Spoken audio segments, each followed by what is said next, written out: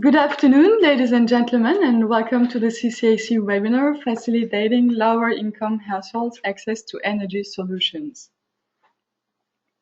In this webinar, you will learn more about approaches to engaging banks and microfinance institutions in lending to energy projects in developing countries and emerging economies. The webinar is brought to you by the Climate and Clean Air Coalition, the CCAC. My name is Yekbun Gurgoz, and I'm the coordinator of the Finance Initiative and the Cook Stoves Initiative of the CCAC, hosted by UNEP here in Paris. And I will be the moderator of this webinar.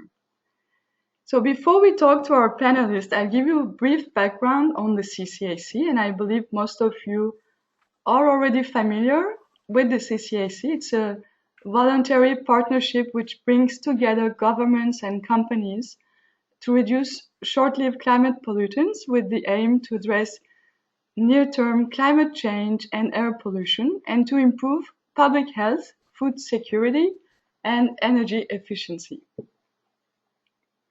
The main short-lived climate pollutants are black carbon, methane, and tropospheric ozone, which are also dangerous air pollutants, as you know, which are detrimental to human health, agriculture, and ecosystems.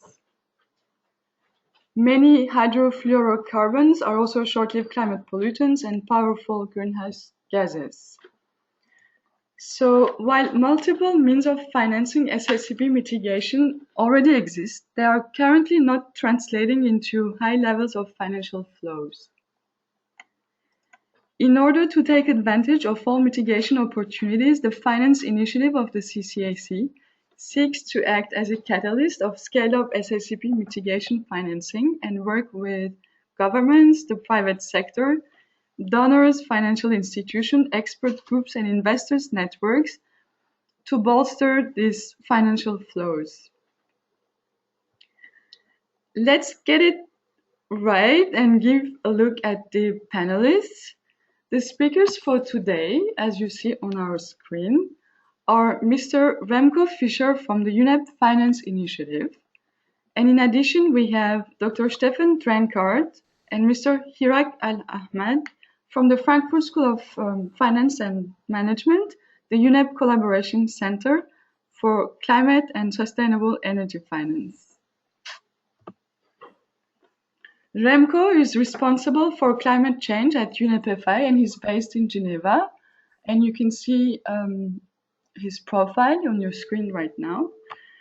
Stefan Drankart is the head of energy advisory at the center, and Hirak is a project coordinator. They are both based in Frankfurt. Before we kick start, I'd like to remind you a couple of housekeeping rules. All participants are muted during the presentation, and you can ask your questions in writing using the right-hand side in the control panel of the GoToWebinar device. And please don't hesitate also to ask your questions during the presentations, but they will all be answered at the very end. The agenda for today. In total, we have allocated a little bit more than an hour for this webinar, and we will start with an introduction by Remco Fischer from UNEP-FI.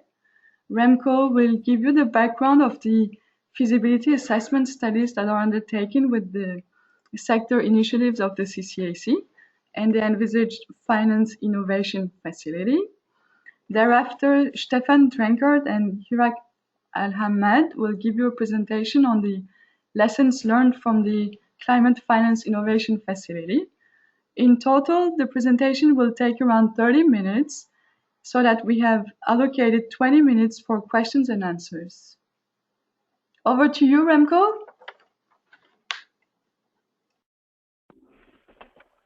Yes, thank you, Yekbun, and good afternoon to everyone.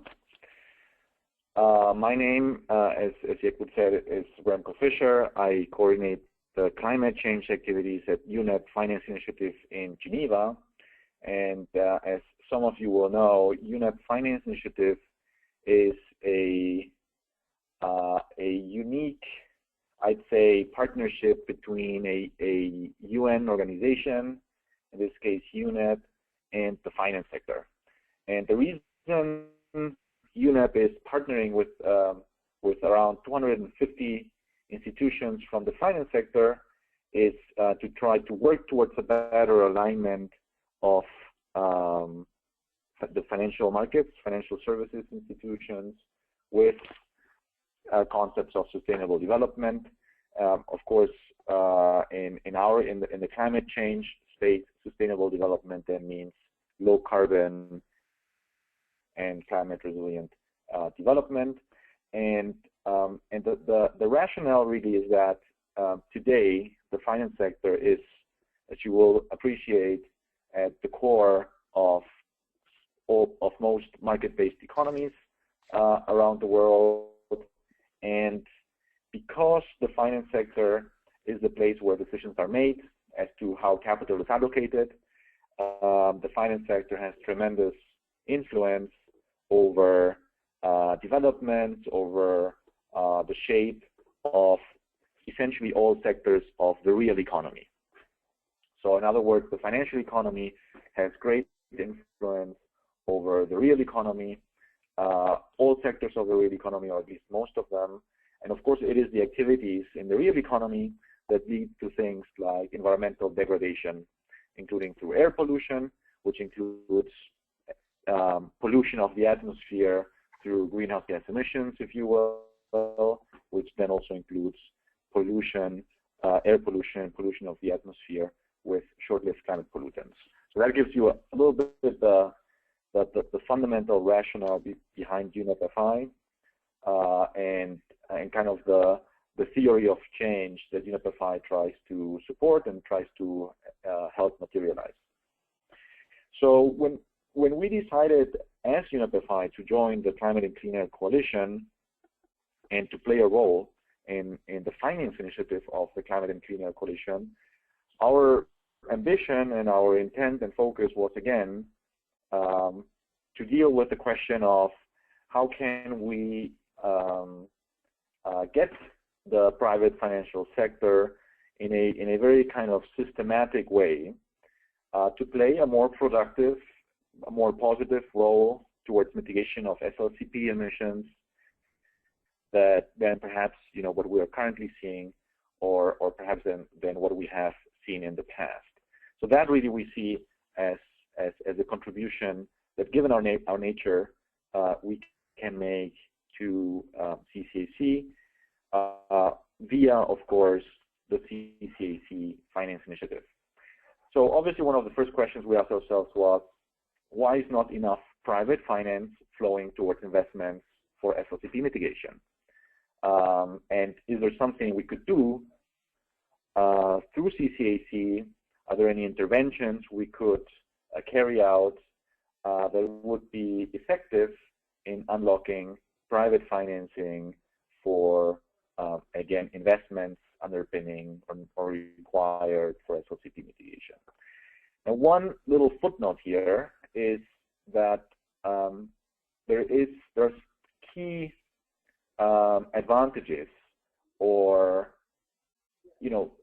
beautiful features, one could even say, of mobilizing private finance, which is that unlike public finance, once private finance starts flowing on commercial grounds, of course private finance always flows on commercial grounds, the advantage is it continues flowing for as long as there is a commercial interest in the corresponding activity. Now that's very different from public finance, because public finance and public financial flows, both nationally but also internationally, depend on political will and political pledges to be making that public financing available. And obviously political will and political pledges can be and will always be erratic and at times not very sustainable, not very long term. So what is, though, surprising with many FLCP mitigation opportunities and the corresponding project types and corresponding technologies is that already today, not all of them, but a good number of them are in principle commercially viable. They have a so-called positive net present value that indicates that in principle they work out, they provide a positive financial return to the people and the organizations undertaking the project or the activity. And the question then still, or the fact of the matter is, private finance still doesn't flow. And the question then is, what is keeping private finance from flowing to these, in principle, commercially viable SLCP mitigation activities, and can we do something about it? Very often, the barriers that keep this financing from flowing will be not too fundamental. They're not that they don't require large regulatory reform or regulatory intervention or an internalization of an externality to be overcome. Very often they will be psychological. They will be related to financial institutions and investors not being aware of these opportunities, not being exposed to the sectors within which these opportunities arise, or there being other behavioral barriers. So we started thinking, what can we do about this? This is an opportunity through the CCAC Finance Initiative. Could we not try to remove those barriers somehow, and hence enable private sector financial institutions to develop and bring to market financial services that would provide ongoing, again, sustainable flows of private finance to mitigation. And the result of our thinking was the idea of a so-called, and this is the bread and butter of this webinar, a so-called SLCP Finance Innovation Facility that would support private sector FIs in developing countries develop and bring to market financial products. That support would be typically in the form of targeted one-off grants of modest volumes, combined with potentially technical assistance. And the FIs would then use that grant to remove barriers, such as, for instance, through enabling, feasibility study, a market study, a legal study, or, for instance, the build-up of some kind of due diligence capability required for the sector technology combination that they might be looking at then. So that is the idea at the moment. The concept of an FIF of a Finance Innovation Facility is not new. Frankfurt School, and my colleagues from the Frankfurt School will be speaking just now, Stefan and Hirak. Frankfurt School already hosts an FIF that's largely focused, not entirely, but largely focused on CO2 and the related CO2 mitigation and related technologies and project interventions. And that FIF has already been very successful in achieving, quite remarkable leverage ratios of public to private finance. And so what we are contemplating now is to replicate that success story more specifically in the context of SLCPs, of course, and that's why we're proposing this to CCAC. And hopefully we'll be able to replicate the success story with your help. And yes, I think that provides the context, the rationale behind what we're trying to do and why we as UNEP-FI are trying to support these efforts. I'll stop here, and I'll give the floor probably back to Yekbun or to colleagues at the Frankfurt School who've really been doing the on-the-ground work, trying to figure out, what could this SLCP FIF really do? What have been the experiences from the existing FIF? Thanks very much. Thank you, Remco. Excellent. Thank you for this great background information. I will then give the floor to Hirak and Stefan, who will become our presenters for the rest of the webinar. Over to you, Hirak.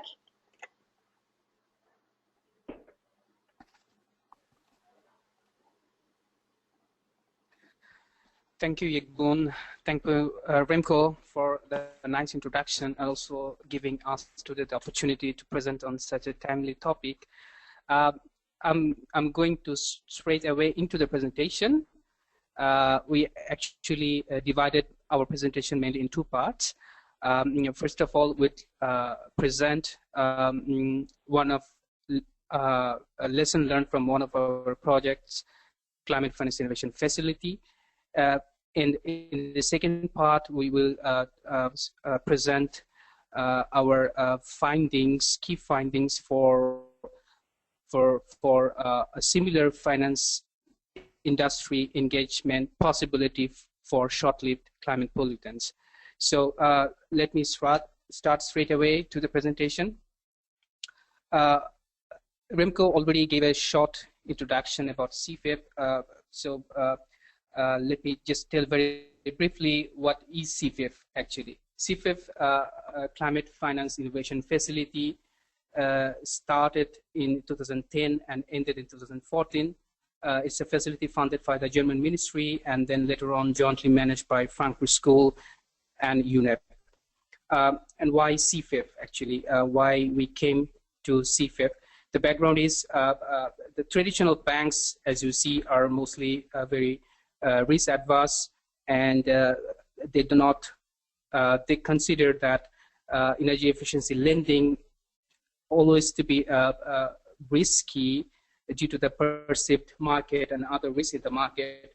So we came up with the idea of introducing an instrument like technical assistance and funding to the banks, helping them to develop loan products with an objective of increasing financing flows into the climate sectors. What are the CFIP structures? This slide kind of shows you the CFIP support framework, what we meant under CFIP technical assistance facility.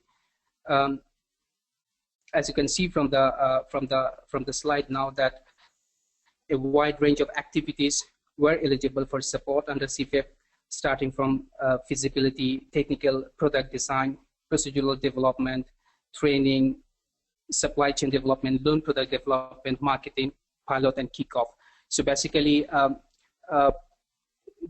when a product development process takes place, it doesn't start on a single day just like that. There is a inception phase, product development phase, planning phase. So CFIP engage with the bank partner throughout the whole development phase of the cycle and help them remove this, so to say, this market entry barriers, so that they can invest, they can engage in climate investment projects. CFIP, what it did, most of the times, banks do not have this internal capacity to do these things alone. So what CFIP did, CFIP brought up external resources, technical advisors, to help them and work them together so that they are engaged during this whole product development phase and develop the needed loan products. This gives an overview of CFIP interventions. As I said, that it started in 2010 and ended already in 2014. During these 4 years of implementation period, we supported, or our support was extended to 10 countries, mainly focusing in South and Southeast Asia. We supported 15 banks, MFIs, and some of them have multiple loan products in their portfolio. So what we also developed or tried to develop through our facility different types of loan products, like microfinance, project finance, commercial lending, carbon finance, vendor finance, and consumer finance. And the targeted technologies are cook stove, solar panel, industrial EE, energy efficiency buildings, and so on. Here I'd like to give a very short intro about two cases of CFIP, two cases in a sense that have the most replication potential across the continents. One is a microfinance program in Nepal that we did in 2011. What we did actually in this program, the bank commercial bank, ACE Development Bank, they requested us to provide them support to implement a microfinance-based RE program in Nepal. As you know that in Nepal, there's a government body called AEPC quite active to channel government subsidies for small-scale renewable energy interventions. There are subsidies available through the vendors to the end users, but the problem was there's not sufficient scale up due to lack of access of end user financing. So what ACE-PAC did, since it's a city bank, they tried to create a channel through which they can provide the wholesale loan, and then it could be converted to a microfinance loan to the end users. The problem of doing that is that the supply chain, only way of doing it is by engaging local cooperatives that doesn't have sufficient capacity to do that. So when CFF stepped in, we kind of provided support to the program in 3 levels. One level is we provided capacity building to the local cooperatives to understand business plan, accounting, microfinance knowledge, and so on. Secondly, we provided product design knowledge to the ACE Development Bank so that they understand the detail about small-scale interventions like solar PV, biogas, and so on. And third level support we provided is to create awareness to the end users.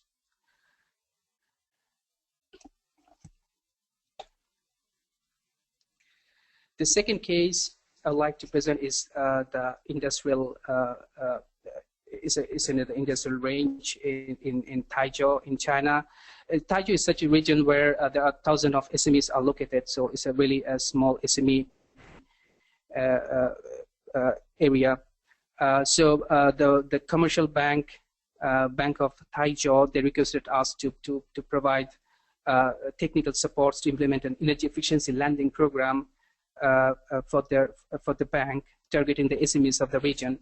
So what we did, we provided technical assistance in different levels, starting with market analysis, the sector, identifying the sectors, identifying the technologies, and also developing product developments, tools and techniques such as CO2 calculator, product risk mitigation manual, and so on. So that was also the structure that we followed in Taizhou in China. The main difference, if you see in this structure, if you compare with the earlier one, is that a lot of emphasis is given here in the product design, whereas in the MFI's case, a lot of this emphasis was given not only to product design, but also to the capacity building of the stakeholders involved in different sectors, in different parts. Picture always talks, so I always like to present pictures. It's really nice to see the impact of the program at the end user level.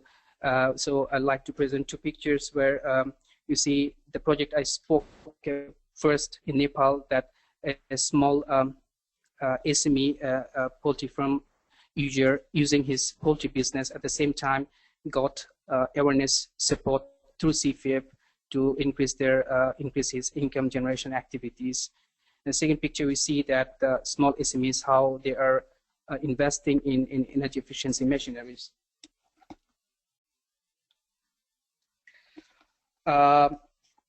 Yeah, very briefly, these are the impact of the CFF interventions.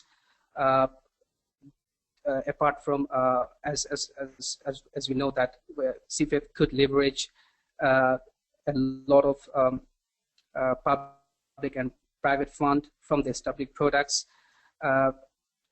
Since December 2014, the program partners have mobilized $81 million from their successful program interventions.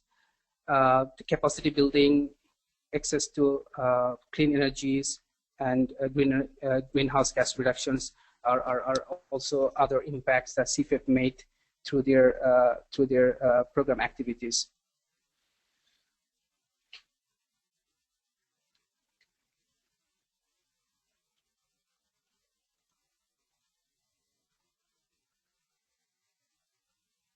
Key lessons learned.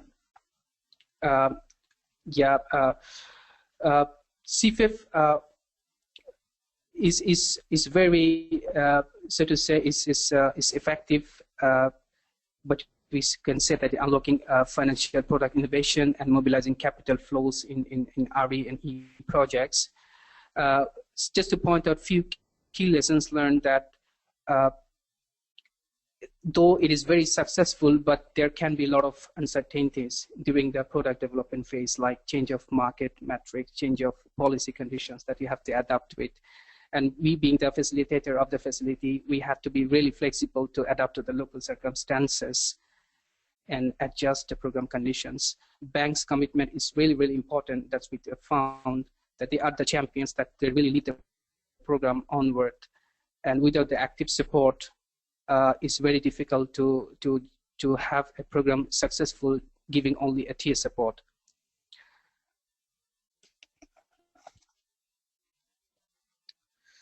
And you can see some program partners ranging banks, FI, MFIs, that were our partners in these 15 interventions we supported across Asia. Now I'd like to give floor to Dr. Stefan to start the second part of the presentation. So now we are coming from the CFIF to the SLCP FIF. As the name already indicates, the C, let's say we wanted to mitigate mostly CO2 or CO2 equivalents, and here with the SLCP FIF, we want to mitigate mostly the SLCPs. Can you give me you just go the slides through for me, please? Next slide. Okay, so the objective of our first part is we wanted to make a feasibility assessment.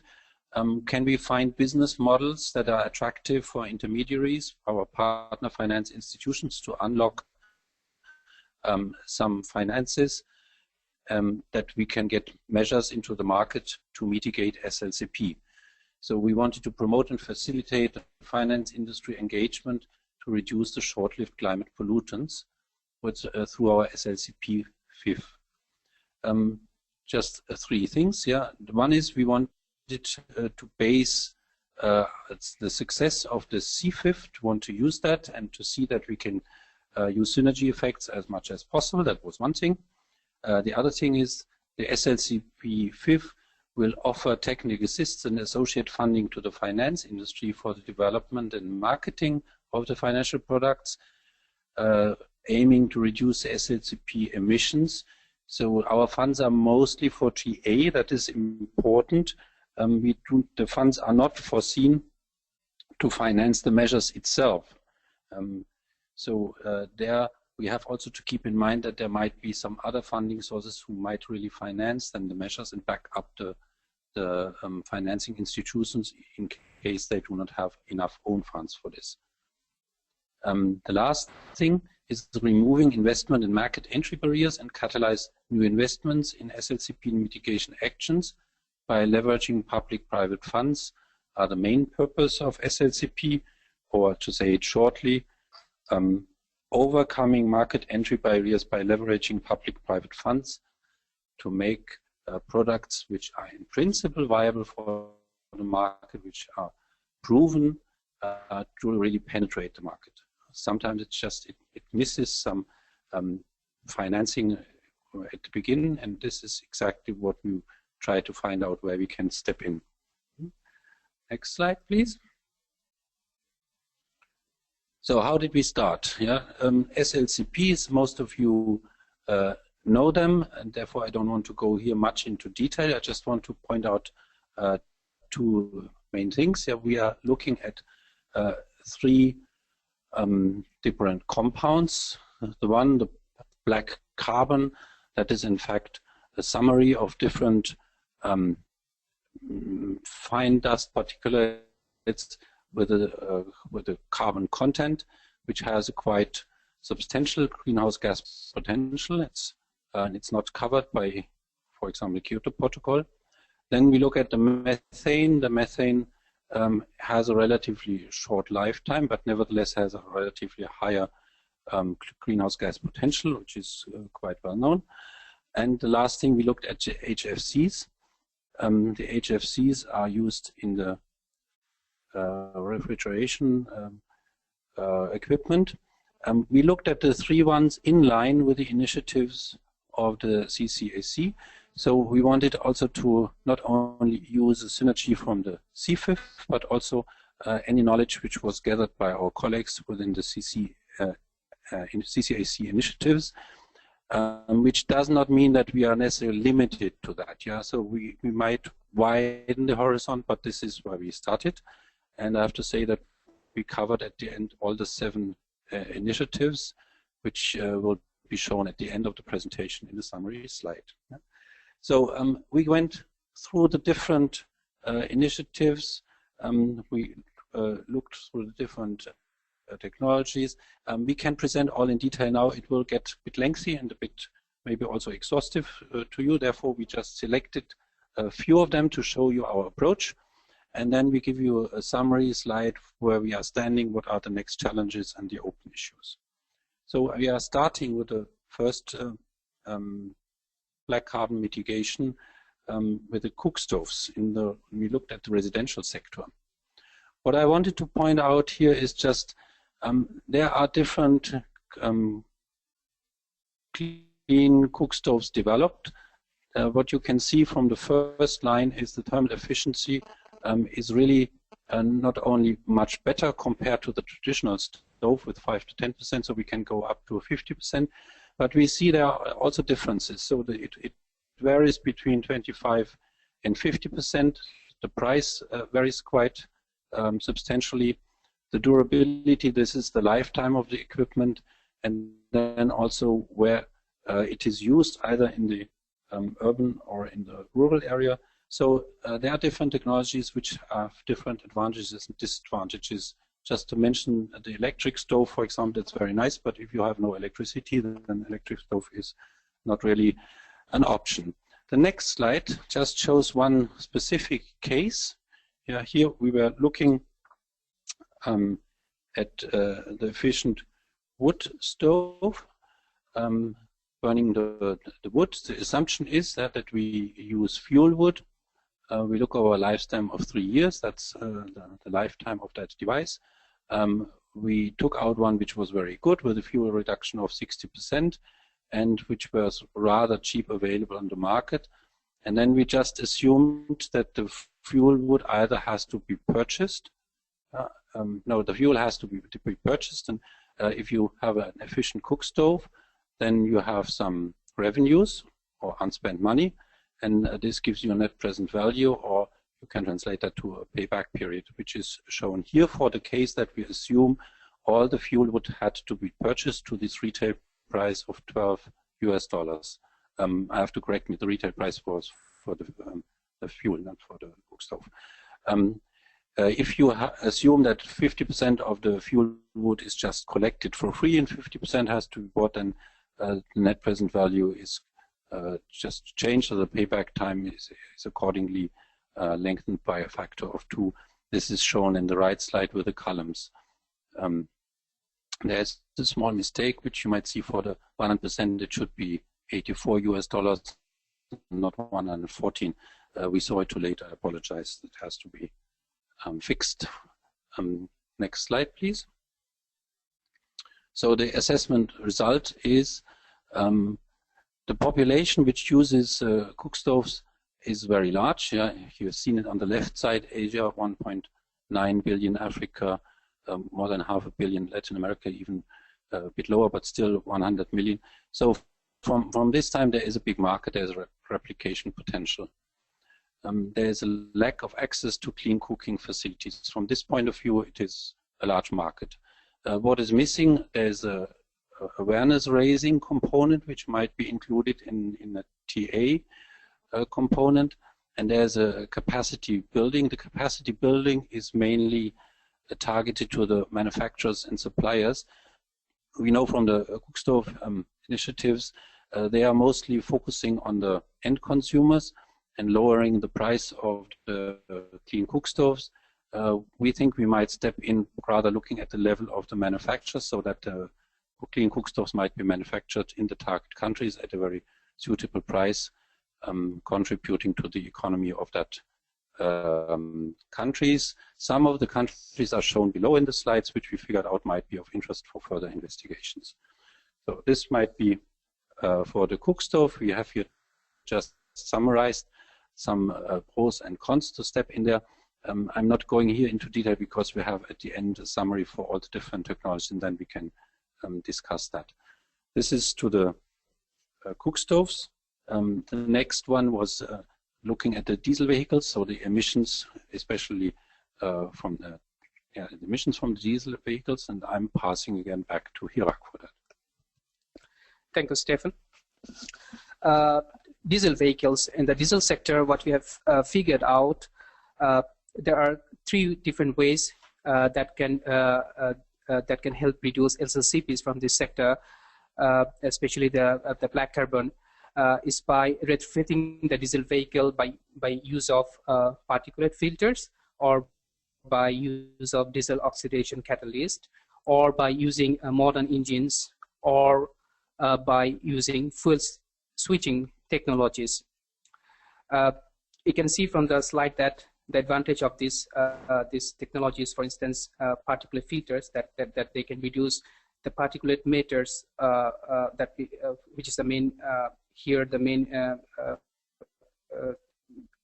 ingredients of the black carbon, by 20 to 50% and up to 95%. The vehicle standards, I must say here a few words. The vehicle standards actually define at what extent the emissions of the vehicles are regulated. For instance, US 2010 or Euro 5 and 6, they are the most advanced standards that deal with the emission vehicle control technologies. One important thing about these interventions is, for instance, if you only talk about the diesel particulate filters, that won't bring any revenue to the end users. By only using a filter that reduces emissions, that doesn't bring any revenue. One possibility is that if you look for fuel switching options, for instance, we presented here a case study in New Delhi, where there is a differential cost exists between the diesel price and the fuel price, and the price of the CNG is much lower than diesel. So in such cases, it makes much sense and is a viable business case when the diesel fleets are switched to CNG. The main disadvantage is here that the upfront cost of the CNG fleet is high, but on the other hand, the operating cost is quite low, and that gives a very positive NPV at the end, which makes it a very viable business case. In the graph, we tried to show it, the relation between the differential price between CNG and diesel, how it influences the payback of the CNG vehicle. Pros and cons. Yes, technology availability. There are technologies worldwide used. There are, of course, energy efficient motors as well. There are environmental friendliness, but in the con side, this diesel in the diesel vehicles has to be is a market that is really regulated by the standards. Like if there is no diesel vehicle standards in place in countries, then it is very difficult to have a program, a replacement or a scrappage program targeting the replacement of diesel vehicles with alternative solutions. Fuel is also can be fuel infrastructure can be also a concern, because not only the diesel vehicle standards is important, but to support the particulate filters work effectively, you need to have a very great quality of fuel available in these countries. So all that together, it become a very much policy and regulatory driven program, which requires these preconditions to be met before banks financing can take place. Now I'd like to again switch over to Stefan to talk about Remco. I just want to add one sentence regarding the diesel filter. One bottleneck is if you add just diesel filters, you hardly achieve any revenues, and this is hindering. Whereas if you have a conversion to another fuel, then it's limited to specific cases where you might have urban fleets of buses or taxis or something like that, that limits maybe the attractivity for PFI. So you really have to look into detail to build an attractive business model. But let's come to the next one. Not to continue in the same way, I just want to summarize the findings from the brick kilns. This one slide just shows you different technologies, and you see you can achieve good benefits, reductions of up to 98% in the emissions. That are fantastic. In this case, you really have also revenues, so it can be refinanced. We have identified areas and regions and countries of attractivity, so everything looked perfectly fine. And then we found already out that there are some programs where even funds are available for this, and then we were guessing, saying, hey guys, why is it not really working out, if everything is already in place? And we found out that the PFIs are reluctant to take that into their program because they do not really trust that construction material production sector that much. So in this case, there is a bottleneck to motivate the PFIs. That is another case of a challenge. We will summarize it later on, and we'll see there is a nice picture of different aspects we have to keep in mind. That should be enough for the brick kilns. We skip the next slides and go to the HCFCs before we come to the summary. Thank you, Stefan. Let me give you a very brief background of HCFCs. As you know, that HCFC is being now currently phased out by the Montreal Protocol. Phased out, they are being used to phase out CFC and HCFCs, which were considered harmful for the ozone because they contain chlorine, but they were substituted by an component which is HCFC, which protect the ozone layer, but unfortunately some of them have very high global warming potential. Since Montreal Protocol is regulating and this use of HCFCs, that means HCFCs are being used to phase out CFC and HCFCs. There are a lot of programs in developing countries supported by Montreal Protocol to phase out the earlier to ingredients CFC and HCFCs. On the other hand, there is already alternatives of HCFCs in the market available, which are rather having low global warming potential or no global warming potential at all. For instance, ammonia, carbon dioxide, ammonia, and so on. One thing to be mentioned here, since Montreal Protocol in the current status do not regulate the phase down of HCFCs, but there is a likelihood that very soon in the next meeting in November there will be a consensus among the state to reach to an agreement to phase down HCFCs and to find alternatives, to move to the alternatives right away. And what are those alternatives? there are such, as I mentioned, that they are already commercially available, used, especially in the refrigeration and air conditioning sector. We mentioned also some of the countries like China, Brazil, India, where the consumption and production is large, and which is some of the countries that have the highest potential to phase down HFCs and to replace them with low alternative options. Very shortly, what we could do at this stage, since there is already technologies available in the market, for the financing point of view, there are a lot of standalone systems available that equip with HFC alternatives. So it is a question of raising the awareness of the bank so that they feel so that they can go for investing or financing into these products. The second option is to really target the large customers, really targeted sectors like cold storage, beverage, and this kind of industries, companies like Coca-Cola, who has converted their refrigeration and conditioning process into alternative options. With that, yeah, now would like to quickly move to the summary, and I'd like to hand over to Stefan.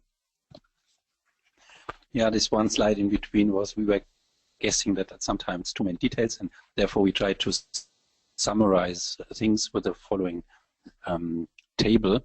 In the table you see on the left side there are different parameters which we considered as important to make a selection, which of the different SLCP related technologies might be of most interest to be included in our SLCP FIF. There are some which are easy to understand. Let's go from the bottom. Health and environmental benefits. Cook stove has a high benefit, diesel have a high benefit, brick kilns have a high benefit. The HFCs have less health but environmental benefit. And the other three, which we didn't cover in detail now, they are all related to methane. And in methane we have an environmental benefit which is lower just from the greenhouse gas warming potential compared to the black carbon, but still it is there. Yeah, this is easy to say. Need for GA to PFI's investors, it's also relatively easy to say. In principle, there's always a need. It's in some cases a bit more, in the other one it's a bit lower. That's also fine. If we move up, then we see some other things like geographic distribution. Geographic distribution is interesting in the sense of, can we replicate a successful pilot CFIF we test in one country or region somewhere else in the world. So that gives an indication in this respect. Then there are others important things like availability of technologies. If there are not technologies available, then it's a killer criteria. So it's clear that there should be everywhere pluses. But now we come to a little bit to the more challenging ones. Let's start with the uppermost one, commercial viability, net present value. So we have some technologies which gives us a nice positive net present value or a reasonable payback period. This is definitely something which is commercially interesting from the point of the bank, because you can refinance your loan just by savings. In the sense of cook stove, we have seen that. Brick kilns, I can tell you, it's very nice.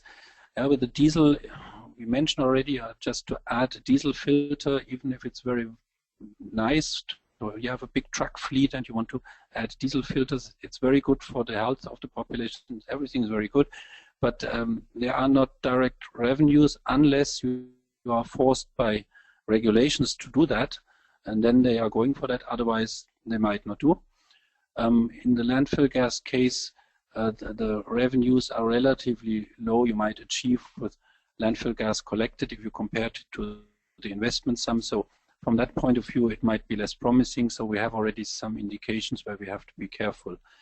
A really difficult criteria are the financial attractiveness for the PFI and to some extent also the private sector involvement. Let's first look at the private sector involvement.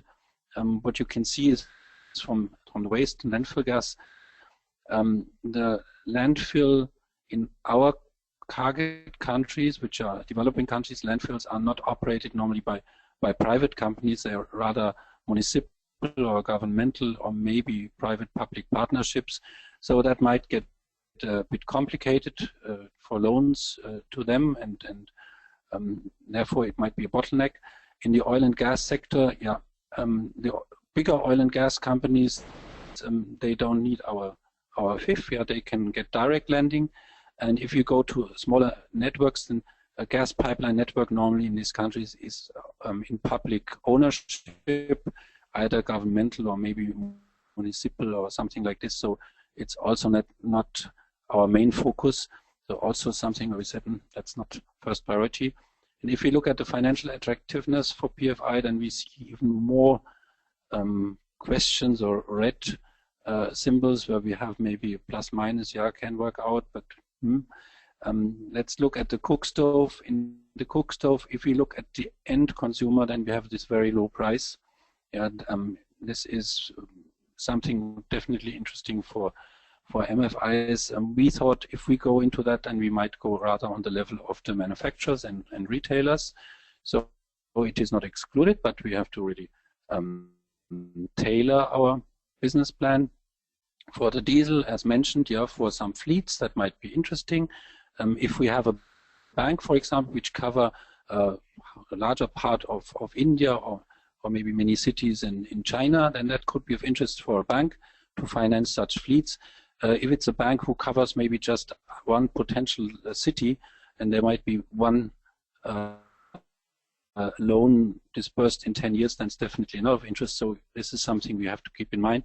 In the brick kilns, we have to keep in mind how can we get the banks really to get more interested in lending to that construction material industry. In this case, you might have to think of some sort of risk sharing or giving guarantees or maybe trying to finance some sort of insurances. So it is not impossible, but it is challenging. For the HFCs, we have seen in some cases it might be of interest, in some not.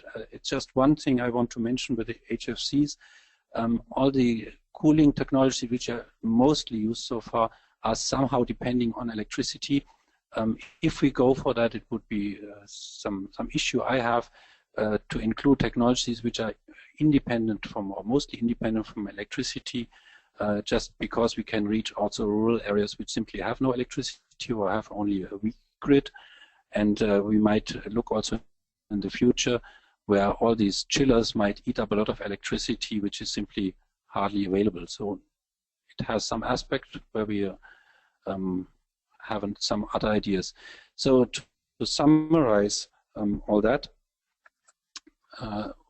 we have ideas. We are trying to tailor our business plans. We have also ideas of the regions. This is not shown here, so we are talking with potential participating financing institutions, and we have feedback from them, and it shows their reluctance. So we have to be pretty creative, and maybe we have to offer to a PFI not just one single measure where they think for one product which we can then put into our finance with that, is it really worth to set up a whole new credit line? So we might have to combine different measures, and we might have also to allow something which we have not looked at the moment, which nevertheless brings the SLCP mitigation forward. Just having the SLCP mitigation together with any other greenhouse gas mitigation measure, and together it will increase the attractiveness of that.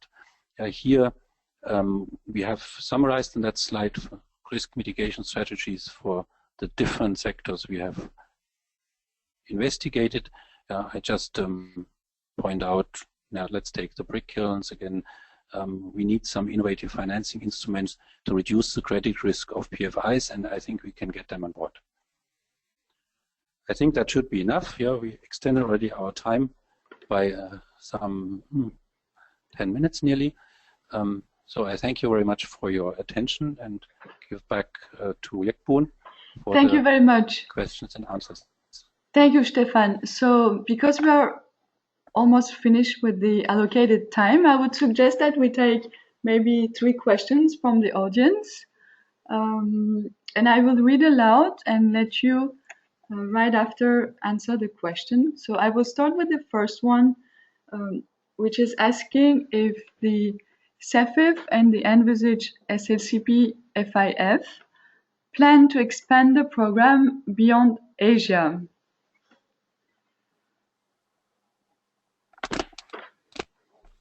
So I'm taking up this question. Yes, we definitely think of that. Yeah, Asia is just therefore in Asia we have the best experience. So we will make a mix of having some pilot projects in Asia where we think we are, let's say, more on the safer side, and we try to extend it to Africa and Latin America for things where we said let's try to penetrate these continents as well. Okay. Another question is in the amount of the support that was provided to banks and microfinance institutions. So the question is, what is the average amount of investment under CEFIF, and what is the amount provided to banks for technical supports?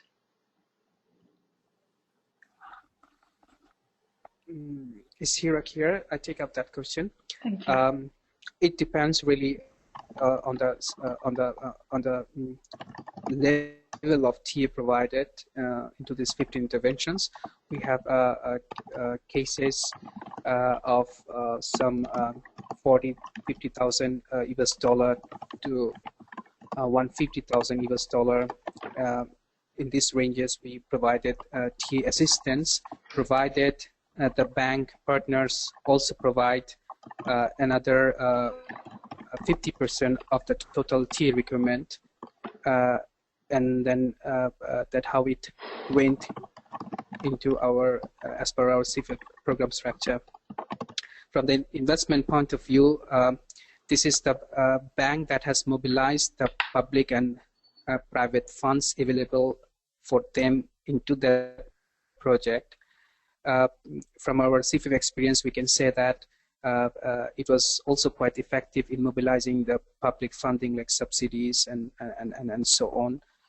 So I would say that it mobilized, if not 50%, maybe 40% from the public sector fund and the rest from the private sector fund. Excellent. Hope it answered the question. Yeah, I think it also answers a little bit the other question, which is the CCAC's Black Carbon Finance Study Group has identified a cascade scheme as potential funding option for using public and private funding. And the question is whether the presenters have any experience with this type of funding scheme. Maybe a word on the, maybe a word on the. Can you repeat the question again? Yes, of course. So this is related to the Black Carbon Finance Study Group of the CCAC, which has identified some potential funding options for using public and private funding. And actually, maybe I can take this one because as a recommendation of the Black Carbon Finance Study Group, we are currently investigating results-based finance mechanisms for 2 of the CCAC's sector initiatives, which are basically cook stoves and the diesel sectors. So I hope this answers the question. And I'm afraid it's already 5 p.m., so we have to close our webinar now. I would like to thank you very much for the excellent presentations, Stefan and Hirak, and of course Remco also for the introductions. We are looking forward to implement the FIF. And I would like also to thank you all for your attendance. Also, because you could take time during your busy working days to learn more about the CCAC Finance Initiative activities. The webinar was recorded and will be available on CCAC website. Next week in Paris, we are holding our working group meeting, and we hope to see many of you in person there. So thank you again and have a good rest of your day. Thank you. Bye-bye. Thank you. Thank you. Bye-bye.